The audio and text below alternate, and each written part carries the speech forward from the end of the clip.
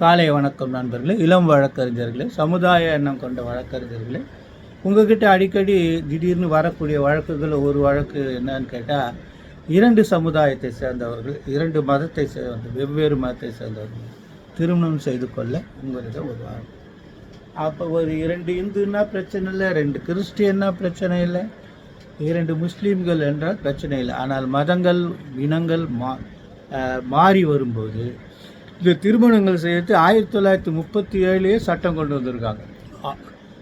AR 2024 Rajasthan 172, A R 2024 Rajasthan 172 Aprajit Kulecha versus state of Rajasthan என்ற வழக்கில் இந்த மாதிரி ஒரு வழக்கு வந்திருக்கு. இவங்க ஆரிய சமாஜில் திருமணம் பண்ணிக்கிட்டாங்க, 2 வேறு மதத்தை சேர்ந்தவர்கள். அது என்னன்னு பார்த்தீங்கன்னா, மெர்த்தி காத்தே ஆரிய சமாஜ்னு சொல்லிட்டு ஒரு ராஜஸ்தானில் ஒரு சமாஜில் திருமணம் பண்ணிட்டாங்க. அந்த திருமணம் பதிவு ராஜஸ்தான் கம்பல்சரி ரிஜிஸ்ட்ரேஷன் ஆக்டில் பதிவு செய்ய மனு தேவைப்பது.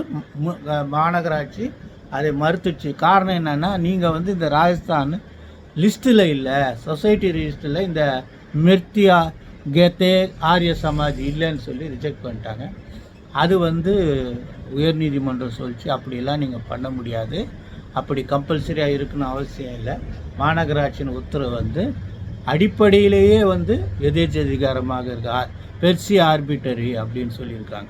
ஸோ அது ஒரு கிரவுண்டு. நீங்கள் மேல்முறையீடு செய்யும்போதோ ரிட்டு போடும்போதோ ரைஸ் பண்ணலாம்.